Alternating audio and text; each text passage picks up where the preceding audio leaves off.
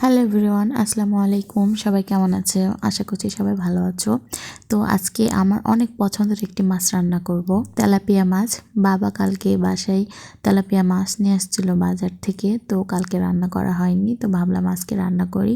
মেয়েটা সকাল থেকে মাই মাই করে চিল্লাচ্ছে খাবে, এই জন্য। আমার দুইটা মেয়ে এত মাছ খেতে পছন্দ করে, একেবারে ওর দাদুর মতো হয়েছে। আমার শ্বশুর আব্বু কিন্তু মাছ খেতে অনেক বেশি পছন্দ করে, তো আমার মেয়েগুলা ওই রকম হয়েছে। গোস্তকে বলে মাই, যখন গোস্ত রান্না করি তখন ওরা গোস্তকে মাই মাই বলে, আর মাছ খেতে অনেক বেশি পছন্দ করে।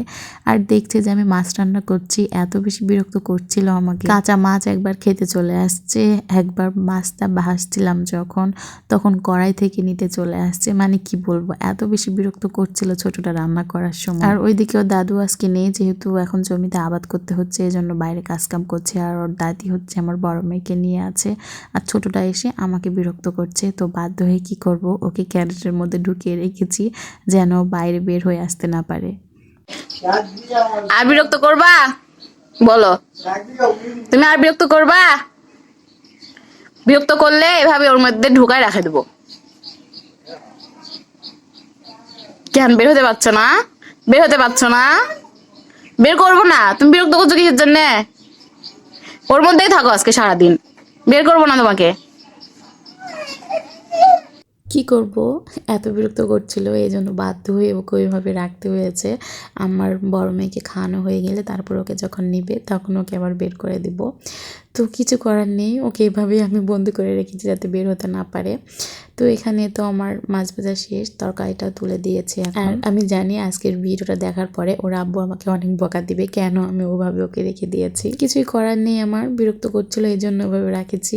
এখানে আমি তরকারিটা খুব ভালোভাবে কষিয়ে নিচ্ছিলাম। আর আজকে শুধুমাত্র আলু আর টমেটো দিয়ে মাছ রান্না করব, কারণ সিম খেতেও আসলে খেতে খেতে অনেক বিরক্ত হয়ে গেছে, আর ভালো লাগছে না।